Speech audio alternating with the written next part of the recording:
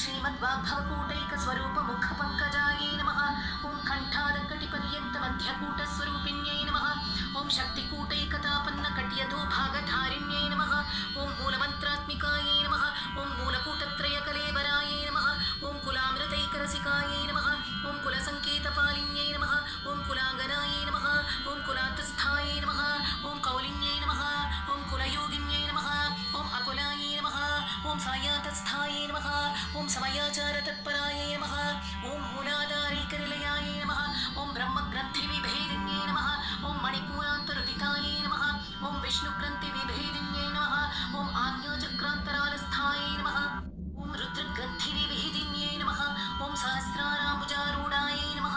ॐ सुधासाराभिवर्षिण्यै नमः। ॐ तटिल्लतासमरुच्यै नमः। ॐ षट्चक्रोपरि संस्थितायै नमः। ॐ महाशक्त्यै नमः। ॐ कुण्डलिन्यै नमः। ॐ विसतन्तुतनीयस्यै नमः।